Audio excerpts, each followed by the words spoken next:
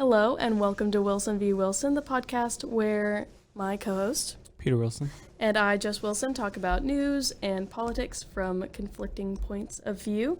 Today is our very special Halloween episode. As you can see, we're in costume, and we are joined by our special guest, Professor Randolph. Would you like to introduce yourself?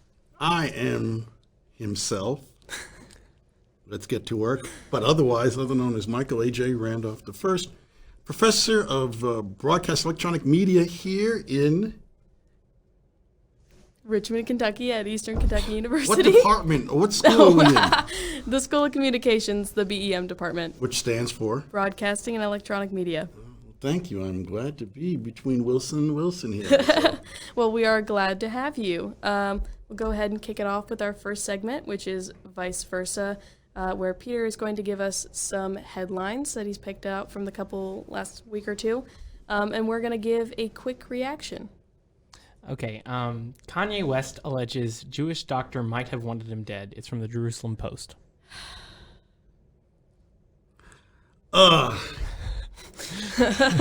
Yes, the Yee has gotten even weirder as time has gone on.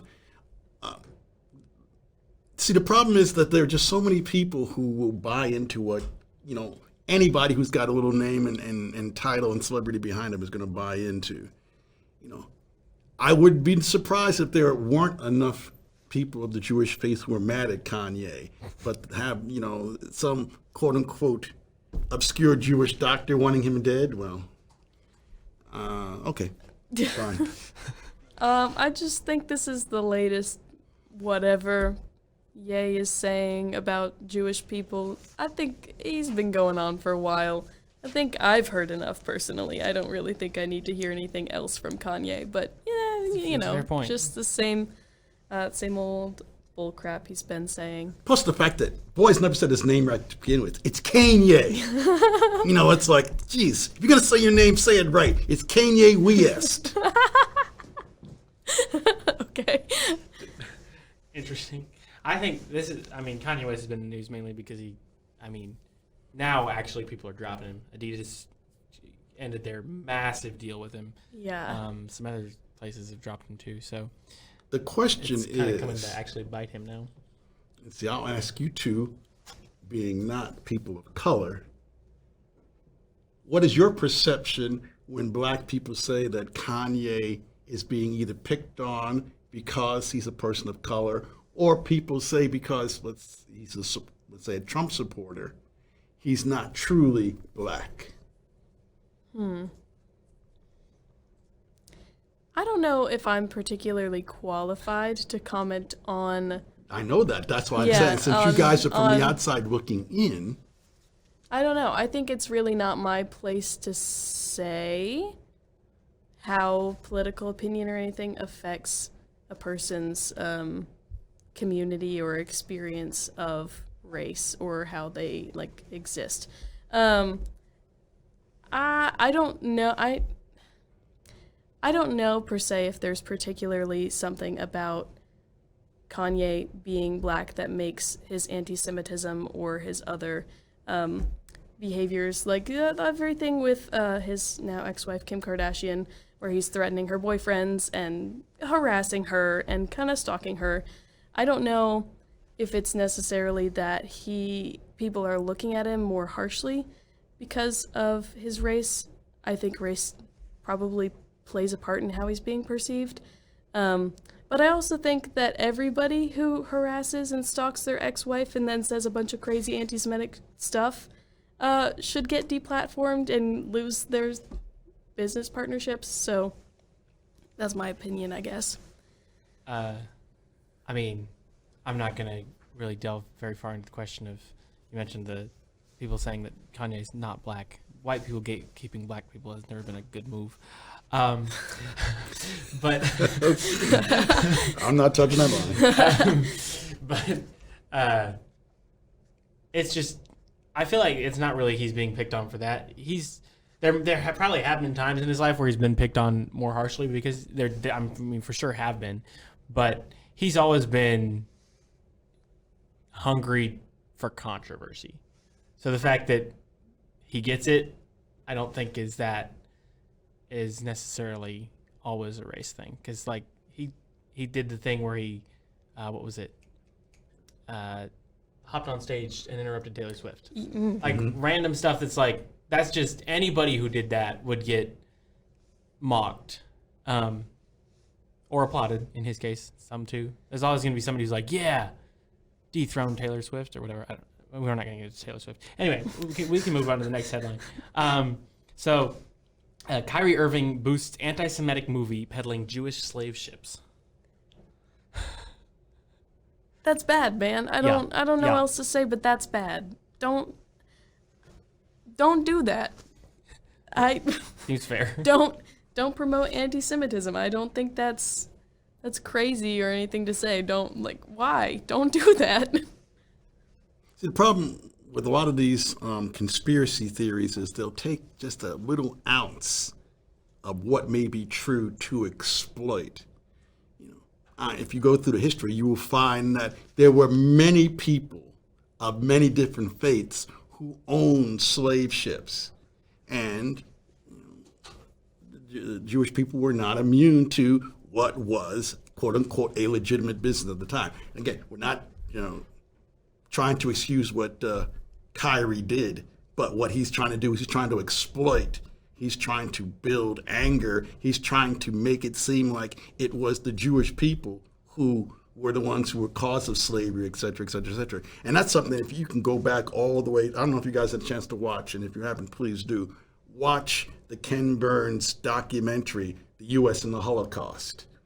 We knew about what was going on, entering into World War II, but we tended not to want to deal with it because the United States has this history of problems with race, religion, and sex. And anything that was quote unquote white, not white, Anglo-Saxon Protestant in the early part of our country was considered taboo. And so now we're playing into those same things again, where we're pitting each other, or we're taking little nuggets of truth, trying to exploit different people. And so Kyrie is just playing into that game of dividing Jewish and non-Jewish people. And if you want to look even in my history growing up in the 60s and 70s, who were some of the biggest backers during the Civil Rights Movement? It was the Jewish faith, people of the Jewish faith, because they understood what it was like to be discriminated against in the United States as well as being persecuted around the world. So,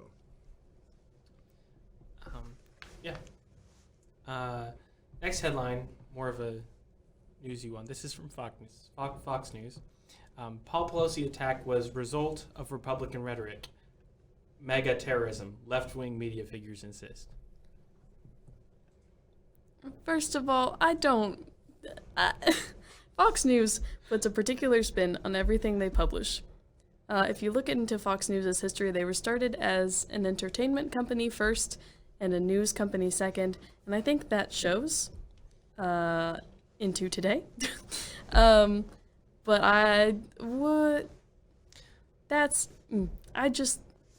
It infuriates me because you can very clearly do a little bit of research, find the ideology of the person that attacked the speaker's husband, and you can see where he's coming from. It's not crazy. He says what he believes in, so it's I don't know. I just think it's another attempt to kind of spin it and play into what people already think and the prejudices people already have to make them believe that they're being persecuted by something that's not there. Any comment on that? As I tell my classes, you have to look at who is speaking and what their target audience is. Fox News knows who their audience is, and so they're going to pull comments and thoughts that they believe are going to be inflammatory that the left is saying so as to get their audience base really ginned up about it. To the flip side, look at MSNBC. They will post stuff off of Fox or Newsmax or America Online, whatever that is, to try to gin up their side. And because too many people are locked in their echo chambers, it doesn't make a difference where the truth lies, as long as somebody who I've decided is a trusted source is saying it, boom, it's good. So of course when you read that, I was okay. Of course Fox is going to run something like that. I'm just surprised I haven't seen more Fox people come out. What happened to the Democrats when that shooting at the softball game a few years ago where a number of Republicans got shot? Well, if you go back and look, the Democrats were outraged. Nancy Pelosi, who was Speaker at that time, talked about, this was terrible. But we're in such a hyper-partisan, community right now. It doesn't make a difference. As long as my side gets the raw meat that they want, I'm happy. Yeah. To me, it certainly feels like the time between, oh, this is a horrible, wrong thing, and when something like this happens, like the softball game shooting or this, the time between this is a horrible, wrong thing and nobody should ever do this and starting to weaponize it for political gains is just getting shorter and shorter. Like, because you see that I feel like you're right about every time it's like, well, where were they when this happened? It's like they were there. Like it just every time you see this, if you're mad about, I saw one person, they were comparing it to when Rand Paul's neighbor slammed into him, right? And they said, and I thought it was a tweet because they said basically, if you're mad about one of these things and not about the other, because either one, like you need to look at how you're viewing politics. Yeah. Because if you're kind of like, you kind of had it coming for one and you're not like that for the other, obviously different situations, but still attacking people, just not the answer. But I picked this headline partly because it starts to feed into conspiracy theories. Because, it was last week sometime, was it this weekend? When Paul Pelosi was attacked in his Nancy Pelosi's house in San Francisco.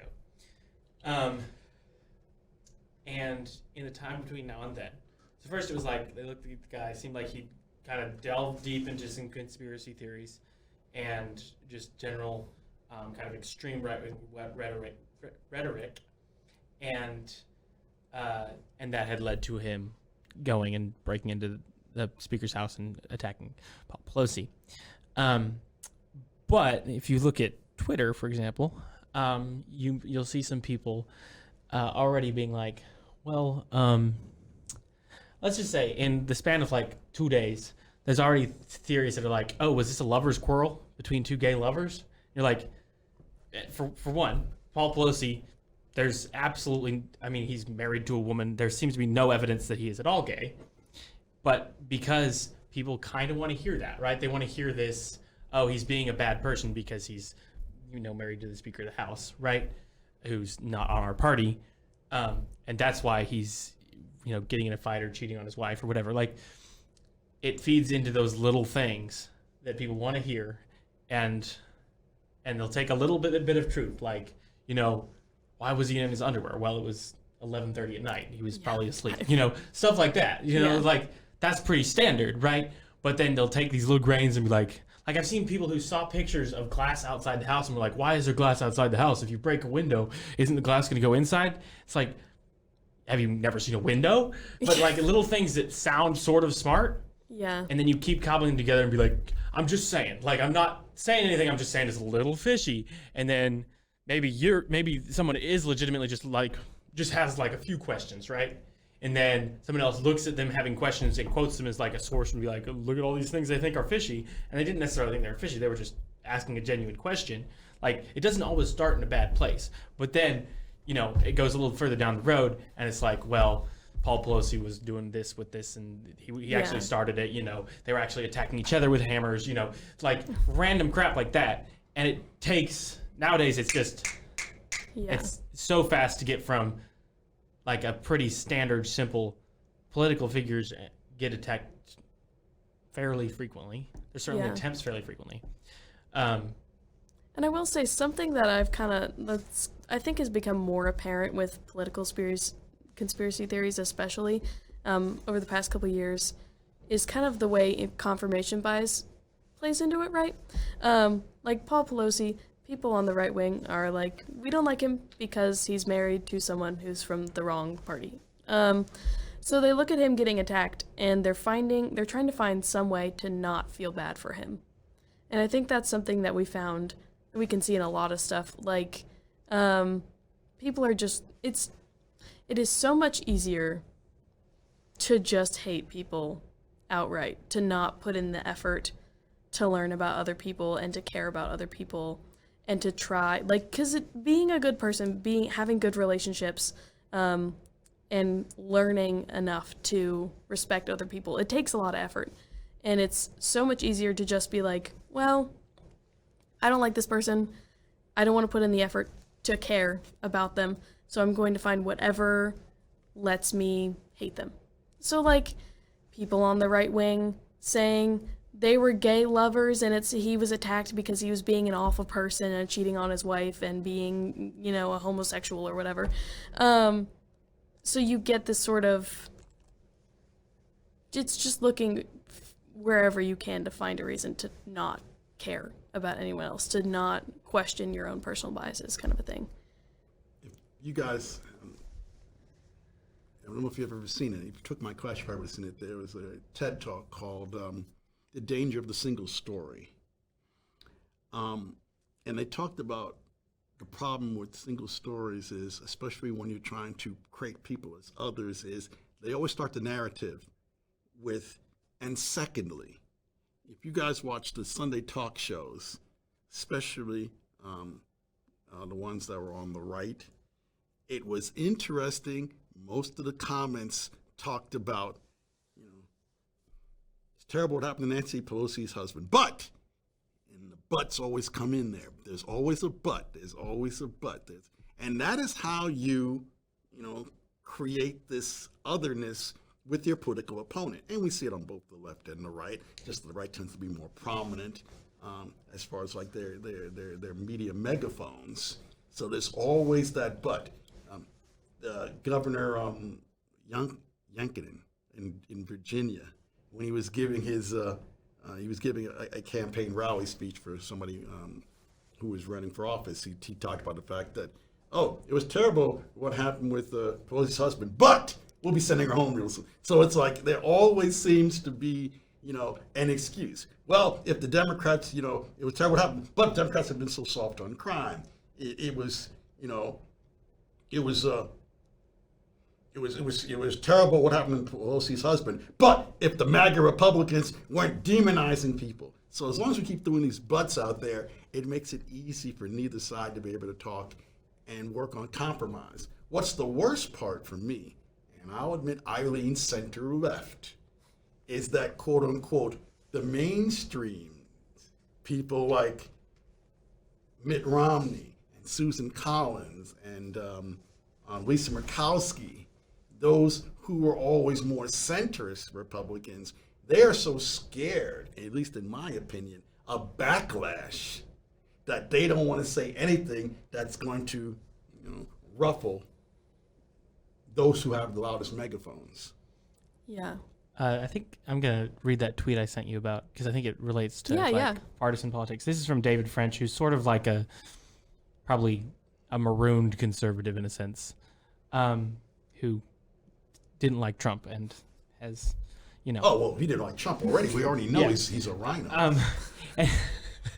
So he said, once you understand that a vast number of people on this website are so partisan that they serve essentially as unpaid lawyers for their tribe, a lot of discourse here and in real life makes sense. A lawyer always stands by their client. Always, and that means any negative fact has to be spun. Any negative legal development has to be explained. Every flaw is minimized. Every quality maximized. There's a constant temptation to make things personal. Makes discourse feel exhausting and futile. Too many lawyers, too few jurors. I think it's really easy to say, I am with this party or with this specific, general grouping of people, and then it's never fun to be like, and some of the people who agree with me are terrible people. But that's always going to be the case, right? Mm-hmm. You're always going to have some people who ideologically you're like, yeah, or you're like, I agree with you on some things, and then on other things, I think you are very wrong and very misguided, or they're actually horrible people. And it's so important for parties to be able to say, this guy's actually out of pocket. This person's out of pocket. That's not something that they should do, that they should say, instead of, and I've seen this a ton with Trump, right? The Republican Party goes and says, well, he's our candidate, so we have to do what we can to make that work because we can't lose, right? And it's just a very toxic thing. And it happens with both parties for sure. And I'm probably more plugged into like the discourse on the Republican or more right-wing side, so I see it more there. But if both parties or if more people were willing to call out people that agree with them, politics would be in such a better place. Yeah. I would have to agree. Because I think a lot of times, especially people who agree with the two main parties, people get like so stuck in like, I have to agree with everything this group of people does. Otherwise, like something's, because you also have the issue of someone is always going to be more extreme in either party. And people will push the party line in one particular direction. And then you get the people kind of straggling along who would have been normally like in the middle. But they're like, well, I've been, say, like a Republican. I've been a Republican my whole life. That's not going to stop now. So I'm just going to keep trucking along with party line because there's some things I still like. And I think people need to be more comfortable with not being a part of those two main parties. I would love more political parties, honestly. That's my personal take, but, Indeed. I'm not going to argue with that point. Okay, The problem, again, this goes back to, you mentioned it before, and we've all touched on this, confirmation bias. Years ago, and I'm not blaming everything on social media, but social media has opened the Pandora's box so that anybody with any type of little, thought, it's like, well, wouldn't be surprised if you dug deep enough on the internet, you'd find that Nancy Pelosi's husband was attacked by aliens, or, he was covering up the fact that the Chinese, created the coronavirus in order to, destroy America. I mean, and people will continue to look for that as a reason to be able to find, any little nugget. And then if you get enough of the algorithms to continue to repeat that nugget to enough other people, boom, all of a sudden it ends up on Fox News and MSNBC and all these other outlets. That's why, QAnon, which should be nothing, is a driving force for, as Margie Taylor Greene talks about, Jewish laser beams. Oh, yeah. That being said, I think we'll move into talking about some of our conspiracy theories. And this is one we did not talk about. It's kind of a quick one, so I thought I'd bring it up. Litter boxes in schools. Ah, yes. Have you guys both heard about this? Mm-hmm. Yeah, but I don't know much about it. Okay, I'll give a little breakdown for everybody then. So it's especially like conservative media like Fox News, OAN, spreading this story that schools are bringing in litter boxes for students that identify as animals, like cats and dogs. And they're like, this is happening. This is really happening in schools. There's a whole bunch of schools that have litter boxes. And they're kind of also saying that it's like a trans community thing. That's not true, first of all. But I do want to hear your opinions on this, and then I'll tell you where this conspiracy theory came from and what the truth of it is. There was long before you guys were born, there was this TV show called Manimal, where this guy could turn into different animals. So, I mean, maybe, these scientists finally invented that. So, I mean, again, it goes back to people looking for stuff. And I think you touched on it well, Jess, in the sense that it's a quiet, subtle way to do another dig at the LGBTQ community, people who are trans, people who are, going through whatever the question is and trying to identify who and what they are. And so it's like, well, let's make it even more extreme by saying, now we've got to worry about having a separate bathroom for people who think that they're animals. Well, I think, first of all, that is racist or it's animalistic, because Who are litter boxes for? They're for cats. Yeah. What about my dog? What about if I think I'm a dog? Don't I have a chance? I need to get a fire hydrant in my bathroom too. So I think they're discriminating against dogs. Yeah. Peter, what's your take? I mean, it goes to confirmation bias. Like, because people hear about furries and it's pretty weird. I'll say it. It's pretty weird to think you're an animal. It's just pretty weird. Okay, I will clarify. The majority of the furry community does not actually believe that they are animals. Some do. Some enjoy living that experience, but most of them just like the costume or like the role-playing aspect. And that's fine, but it's out there. It's pretty far out there. Okay.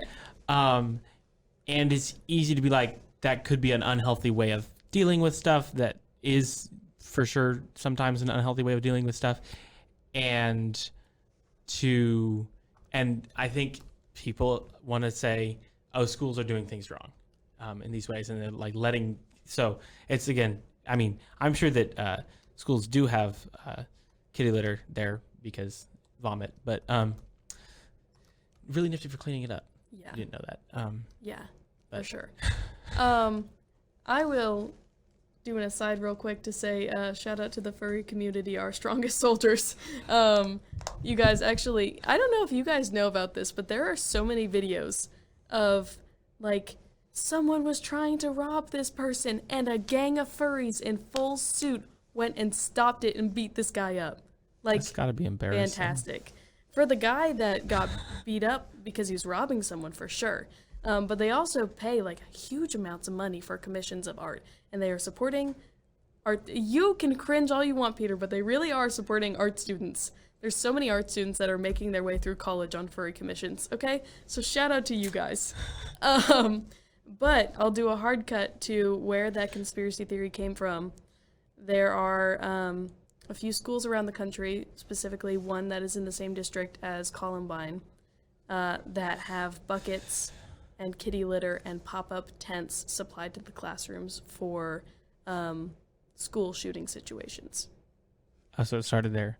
So the idea is you put the litter in the bucket and you put the pop-up tent up, and that is a makeshift bathroom if you cannot leave your room for hours on end. So I just think it's really interesting that this was not really reported on by media in the liberal area, but a lot of conservative outlets picked it up and switched it around from the reality that it's something having to do with school shootings and the amount of school shootings we have, and changed it into an attack on trans people in the U.S. So it's I just think that's a pretty clear statement of their interests. That they would ignore what they're actually for, to attack a group that they're opposed to. But that's where that conspiracy theory came from. Reasonable. QAnon? QAnon. Would you like to start talking about So, QAnon? QAnon. I think it really hit mainstream right around when Trump got elected, like a lot of things. And it started from, where all good things start, 4chan, the internet, like anonymous. I do not think that all good things start from 4chan. Let me put that out there. The anonymous web forum, because, anonymity on the internet, always good things. And it was someone claiming to have Q-level security clearance who knew these things and would drop nuggets about what was going to happen next.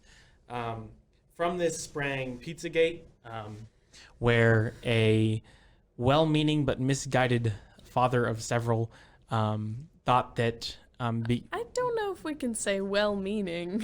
From all I can tell, he actually thought there was children being imprisoned in a pizza shop in Washington, D.C. So he showed up and knocked on a door and shot off some rounds. Fortunately, nobody was hurt. But he obviously went to jail. But that was started from there because they had done some vague stuff about how I think it was Hillary Clinton had been having pizza delivered, but that the pizza was actually children. And Basically, it's just yeah, the they were sort of putting all like, these little, because Yeah. they were sending around this one pizzeria, they were using all the stuff that was on the menu as quote unquote code for how they were abusing and sexually abusing and sex slaving these children. And eating. Yeah. Yeah. yeah, and cannibalism and stuff like that. Yeah. So, but obviously Pizzagate was not or I guess not necessarily obviously, but there weren't actually children locked up in this pizzeria. It was just a pizzeria that happened to be in the wrong place at the wrong time. But it's spread and it's included a bunch of things, and like including Robert F. Kennedy or JFK. I think probably both. Anti-vax. Basically, one of yeah. the assassinated Kennedy brothers. No, not the live Kennedy. Not the live Kennedy, because there's one live Kennedy who's like an anti-vaccine guy. No, I was saying anti-vax because that's just part of their whole brand anyway. Oh no, there's Yeah. one of the Kennedy descendants is Yeah. Anyway, That's RFK's son, if I remember correctly. yeah. Yeah. But I think it was the first Robert F. Kennedy, maybe, or Robert F. Kennedy, who they're like, he was not actually dead. He faked his death. He's gonna come back. So is Yes. Elvis. Because his tomb is shaped vaguely like a Q. There's a circle and then a Q from it. So anyway, but the person who originally started on 4chan, at least somebody has come forward claiming to be him and said, yeah, I was just BSing. You know, it was literally just trolling. But it's kind of taken on very much a life of its own. So actual Q clearance. This is from the Wikipedia page. Q clearance or Q access authorization is the U.S. Department of Energy security clearance required to access top secret restricted data, formerly restricted data, and national security information, as well as secret restricted data. So a lot of that has to do with nukes, which is not really what QAnon has that much to do with. So it's slightly off bench there. But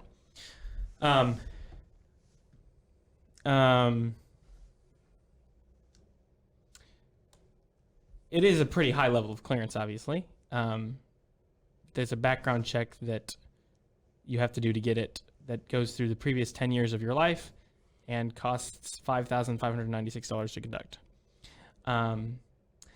As of April 2021, there was 92,177 people who had Q clearance. So it's not exactly insanely restrictive there. Yeah, that's not crazy. Yeah, but it's also not the sort of thing that would give you information, say, about everything the FBI was doing. Yeah. Or everything, which is some of what they were, because they kept being like, Hillary Clinton's been arrested. She's about to be arrested. Or she's about to they've be already arrested. got, and that, they've already mobilized the National Guard because they know that when they start arresting these Democrats, there's going to be an uprising trying to rescue them back, and so it's Trump, a little rat hole we're going down. Yeah, and Trump was kind of supposed to be it very much was the savior in this. He's gonna come out and arrest all these people and drain the swamp, which was something he said about draining the swamp. But he eventually pretty much disowned QAnon, which kind of caused some mind-blown moments for QAnon members who were like, what? I also just thought it was really funny because around the January 6th, QAnon was heavily involved in January 6th in a lot of the violence around the last presidential election. But after that, they kept the QAnon or leaders in the community kept putting up like, on this day, this particular day, Trump will come back. He will save us. He will lead an armed revolution and he will save us all. And then that day came and nothing happened. And then they just picked a new date and this went on for months. I just think it's very funny because they're all like, it's gonna happen. It's gonna happen. It's like those people on the edge of the street with the signs that are like, the end is nigh. The end of the world is on Friday. And then Friday comes and they're like, it is next Friday. Do you remember the big one, Harold Camping? Do you remember that?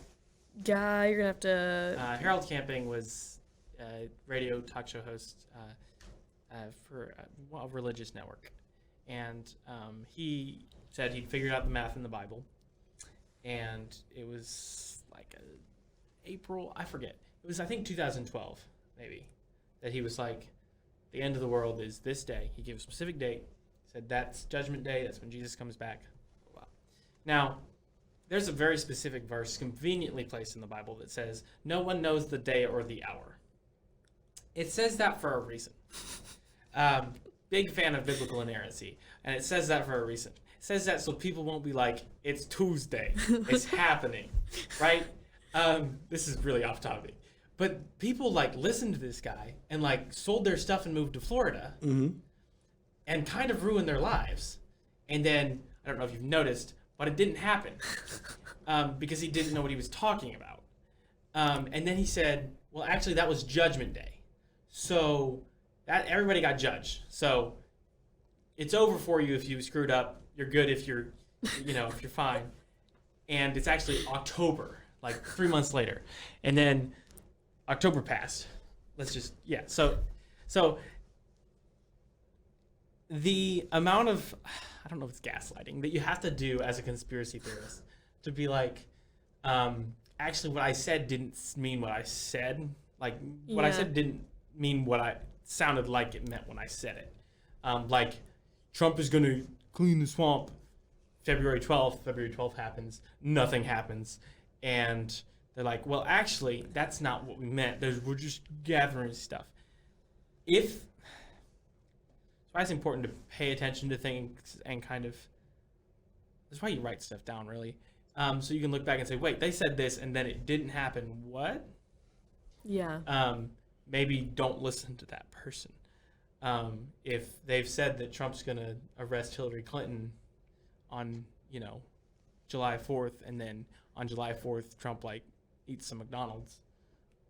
Don't stop listening to that person. But the problem is, see, you all don't understand what Trump wants to do continues to be thwarted by the deep state and rhino Republicans who do not, for whatever reason, they're too cowardice to stand up to what needs to be done to take down these pedophilia, sex, slave trafficking, evil Democrats. Well, I mean, part of it is that all those Republicans in name only, all those rhinos, they're in on it. Exactly. Right? They're part of the deep state, which he's trying to drain. There was a point, it's like, this was back when he was running in 2020. They asked the president then, what do you know about QAnon? His answer was, I know nothing about QAnon. Well, so I just told you about it. Trump fired back. Well, what you tell me doesn't necessarily make it a fact. Then he goes on to say, however, what I've heard about them, first he doesn't know about it. What I heard about them is that they like me and that they're against pedophilia. So it's like our politics today, both left and right, is like, well, first deny. Oh, wait a minute. Maybe. But then try to point out some good points about them. Here's my other thing kind of about the whole picking out dates and giving really specific information about these plans to the QAnon followers. There's a lot of people into QAnon, right? There's large amounts. Why do they think that someone's telling them? If they're the deep state keeps thwarting our plans, okay, how would they know if no one tells you? Do you think maybe the problem is that someone is telling all of you the specific date that things are going to happen on? Does that not connect? Is there, because strategy, anything? Why are thousands of people in on it? They're making the mistake of announcing when it is. And see, by announcing the date it's going to happen, the deep state isn't able to thwart it. Yeah, that's if they just said it's coming but don't give a specific date, that'll stop, the deep state from being able to. That's kind of my thing of questioning how people believe in QAnon beyond the part of it just makes it easier to hate people to just go on if you just don't think about it. But if you think all these people leading and telling you all this information are so smart and they know what's going on and they're brilliant strategists, why do they keep getting thwarted then? Why do they keep telling you information and then that information gets them stopped? How does that connect for you? How does that work? Are they dumb or is it just not real? I'm on the latter. Well, maybe both, but part of it is that one really often sad thing about conspiracy theories is you don't have to be an idiot to fall for one. Mm-hmm. You don't have to be dumb. You just need a little bit of wanting to believe it. And then it's not too hard to throw together something that looks like has just enough, right? Just enough to get by. Just enough that people are like, oh, because there are some things that you could look at and be like, oh, that's a little sketchy, right? Right? And for sure, like, there's a large enough political machine that you know that there's a whole lot of shady stuff going on. Like, that's undeniable. It's not this shady stuff. It's not the QAnon shady stuff. It's not keeping kids in a pizza place, which is just, but part of it is almost nobody trusts the government, right? Mm-hmm. Do you trust the government? No. Yeah, I don't trust the government. Do you trust the government? Depends on what I'm trusting them for. That's fair. That's a fair point, right? There's a few things I'd trust the government for. There's not a lot. But, right, that lack of trust is earned for sure. We know the CIA does the seedy stuff. Don't shoot me.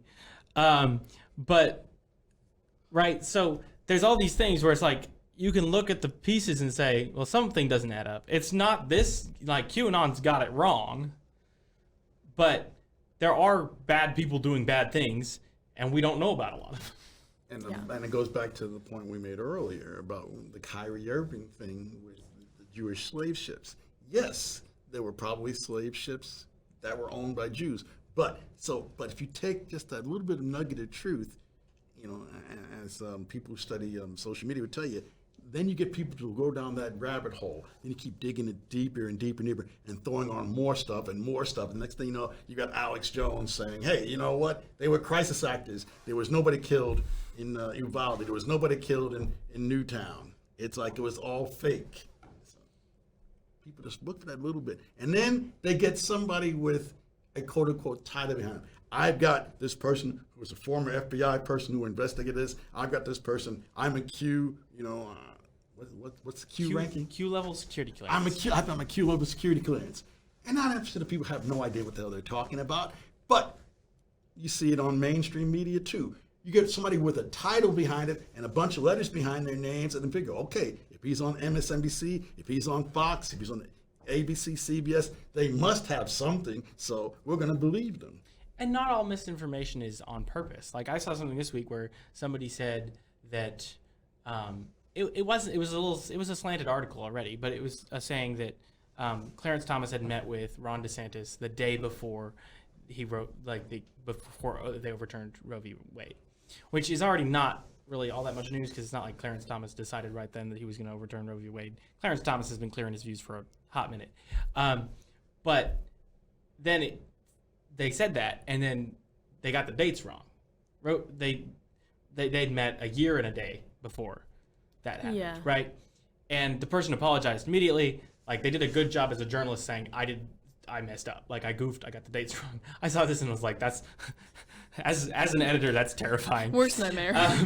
But like, they do not have a good copy editor on staff, apparently. But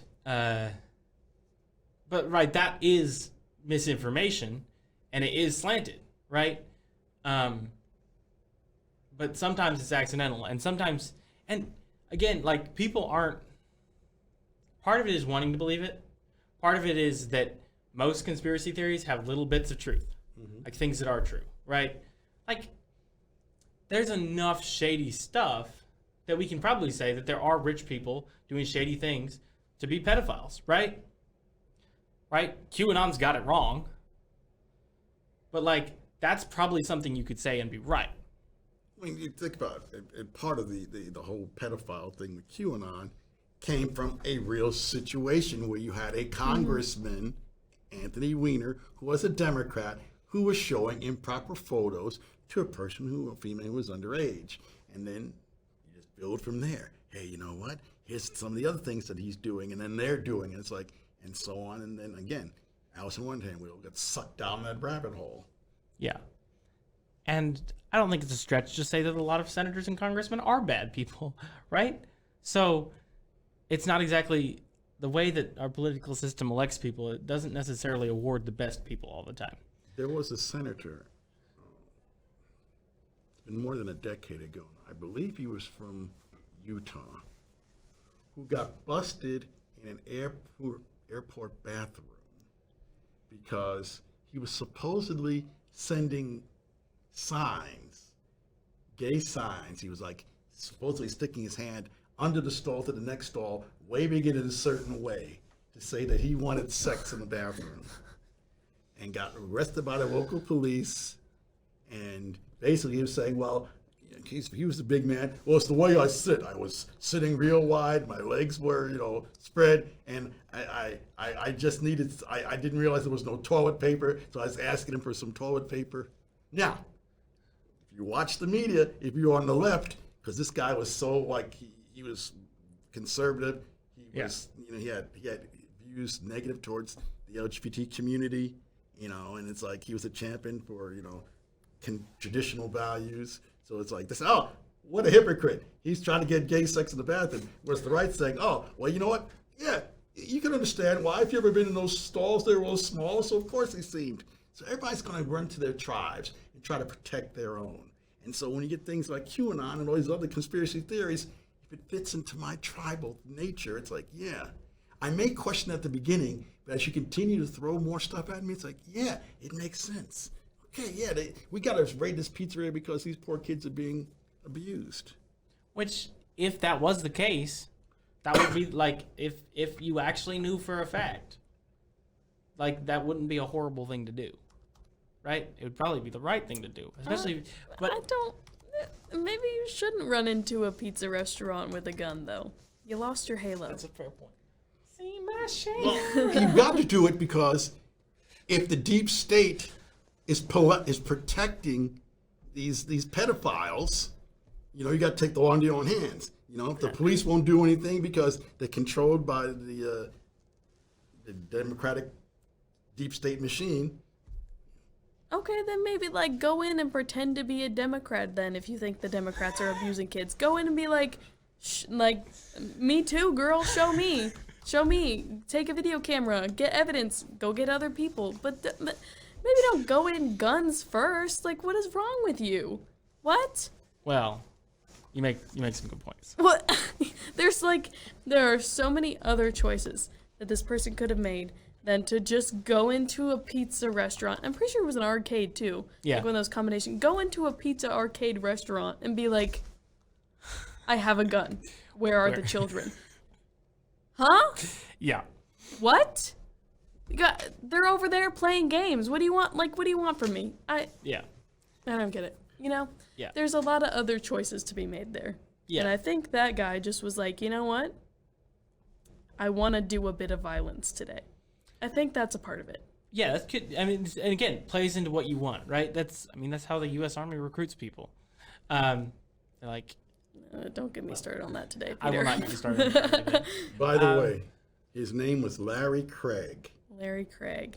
You start off the week as a revered stalwart of the conservative wing of the Republican Party and ended his career in ruins as he announced his resignation. He ended up resigning because, and he was from Idaho. I'm sorry. Oh, the bathroom guy? Yes. Yes. Yeah. Okay. Hmm. Yeah. Interesting. We just glossed over Anthony Weiner there.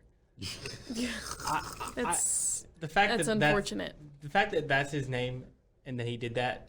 That's unfortunate. That's That's unfortunate. Nominative determinism right there. Do you guys remember all the memes that came out? I'm sure that I was 12, so I don't think Okay. Yeah. I probably knew more about them than I was supposed to, but I keep forgetting how young you guys are, but I do appreciate that you're delving into these topics because it shows that you guys are deep thinkers. And we try. That's the most important thing. I think that most people, when they get caught up in these conspiracy theories, they don't do the critical thinking. They just got on their tinfoil hats and just jump on board with both feet. And anytime you see someone fall for one of these, especially if they're on the kind of opposite side from you, if that's how you want to look at it, it's really easy to be like, oh, they're dumb and probably malicious, right? First, never ascribe to incompetence. It never subscribe to malice what can be ascribed to incompetence. Typically, sometimes people just don't pay that much attention. And then there's probably things that each of us thinks that are very wrong. Oh, without a doubt. For sure. For sure. And it's easy to see things other people think and be like, that's dumb. But we probably think something stupid. Like, I didn't know how to pronounce the name Penelope until, like, college. Yeah. Penelope. Because Cantelope? No. Antelope? No. Well, I was telling Jess the other day, being a Buckeye, it's like, oh yeah, you're gonna vote for a certain person. It's like, no. It's like, oh well, so you're not into hillbilly. What did I say? You said, I can't remember. What's it called? It's Hillbilly Elegy. Yeah. J.D. Vance's book? Yeah. Yeah. I thought I said hillbilly energy or something like that. I think that's it. That is. I was like, what? That's cool right there. I'll give my stupid thing. Until I was 16, I thought the Alamo was a boat. Ooh, that's pretty funny. I'm from Ohio. We didn't learn about the Alamo. I was standing in front of the Alamo, and my dad was like, there it is. And I said, where's the boat? So that's, everybody's got. In your defense, there probably is a boat called the Alamo. Maybe. Or has been at some point. But yeah, it's not the famous one. It's certainly not the one I was looking at. That's the Maine you're thinking of. Because remember the Maine and remember the Alamo. I've never heard of the Maine in my life. It blew up in Cuba. Oh. During Teddy Roosevelt's time and started the Spanish-American War. Rip. Yeah. A little history fact for today. Still controversy as to who blew it up. Or... Was it a Spanish mine? It wasn't blown up. Sorry, Director Ryan making a history lesson here. It wasn't blown up by anybody. There was a faulty pipeline in the ship, and it had a malfunction and blew up. And yellow journalists who thought it would be awesome to start Hearst, a war. right? Say what? Hearst, right? I don't remember. Hearst. I don't It was remember all the the big ones in New York. I don't remember the exact name. It was a war Hearst between and the two Pulitzer. big newspapers, or the two big media moguls of the time, William Randolph Hearst and Joseph Pulitzer, who, of course, the big newspaper awards are named after. They were going after the most salacious headlines they could find. And so I believe it was Pulitzer who, when he sent photographers and reporters down there, and they said there is no revolution, there is no war, it said, basically it was quoted saying, you furnish me the pictures, I'll furnish you the war. And so the yellow journalism was pushing sensationalized, over-dramatized stories because we were dealing with a time of great patriotism.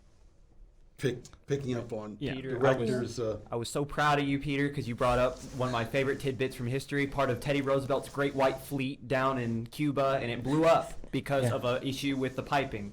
And coal dust. And then the second you said there's still controversy, I was like, no, there's not. There's really You not. all can't see, but Ryan is getting very heated over there behind the desk.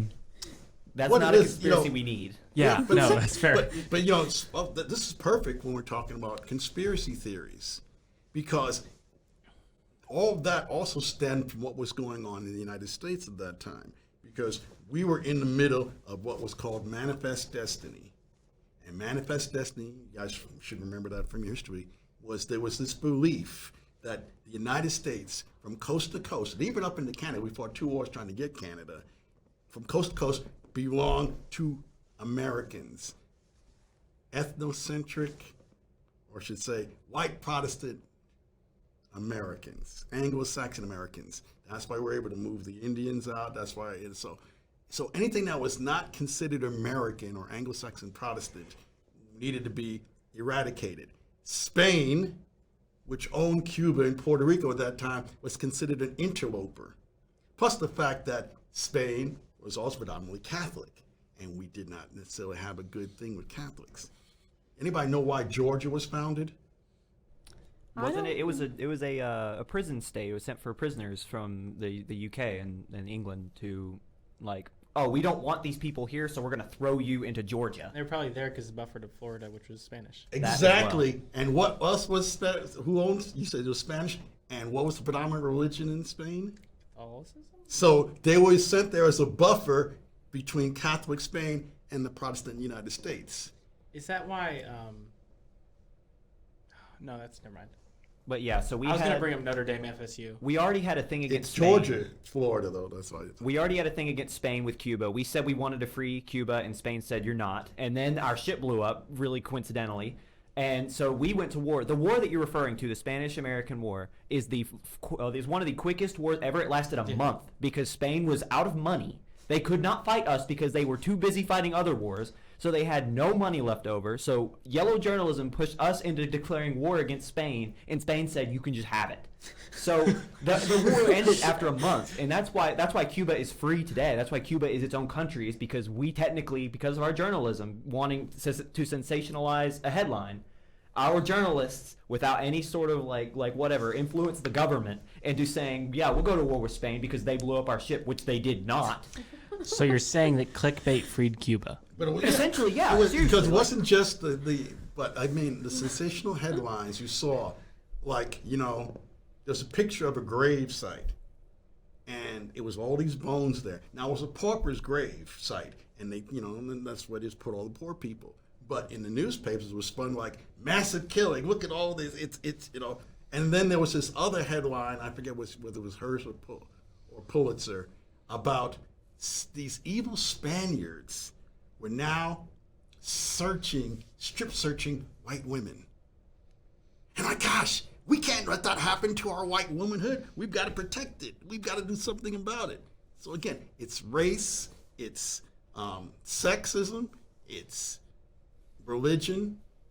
If you look at some of the illustrations that were done, there was this one study that talked about how the newspapers were spinning the Cuban people as like 9/10 white, possessing white Anglo-Saxon Protestant virtues, etc., etc., etc., because they knew if they talked about the fact that a good majority of Cubans look like me, were really dark skinned, it's like, well, why are we going to go fight for them? But if we give them our virtue, then it made it easier. So all these things, the sensationalized stories, the conspiracy about, protecting us from the others, all these things like that, played into even mainstream journalism, who were basically just trying to make money.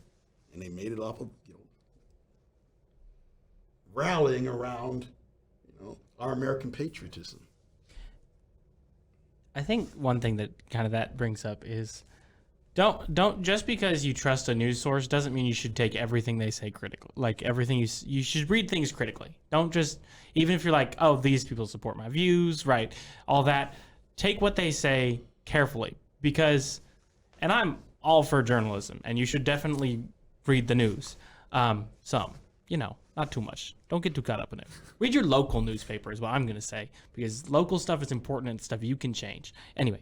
Peter is trying to tell you to read the Eastern Progress is what's Do happening. read the Eastern Progress. Recent issue out. It's got a crossword puzzle. Okay.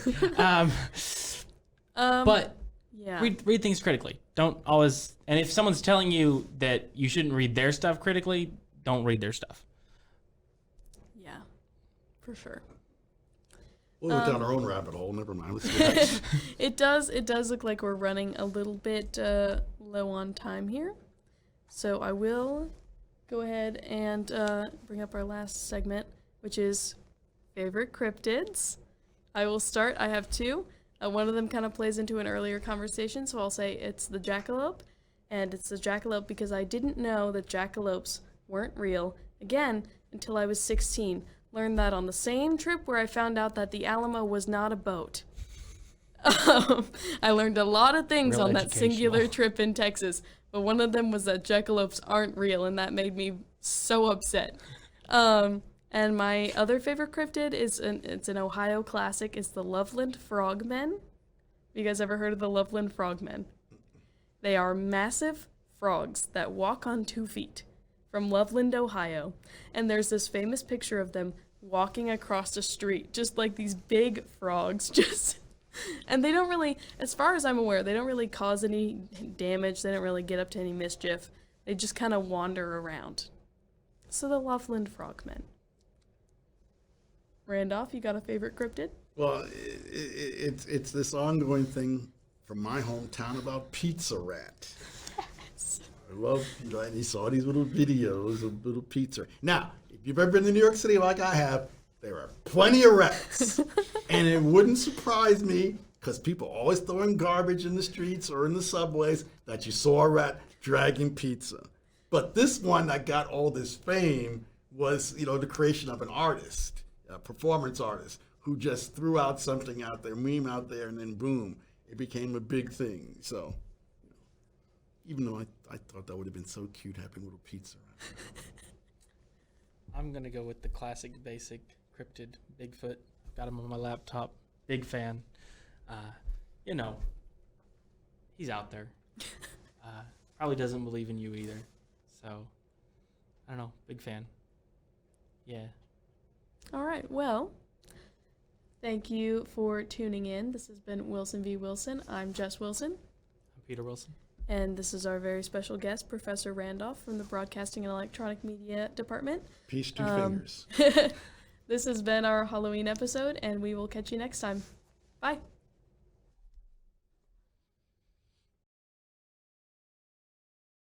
We'd like to thank you for supporting the Eastern Progress Media Network.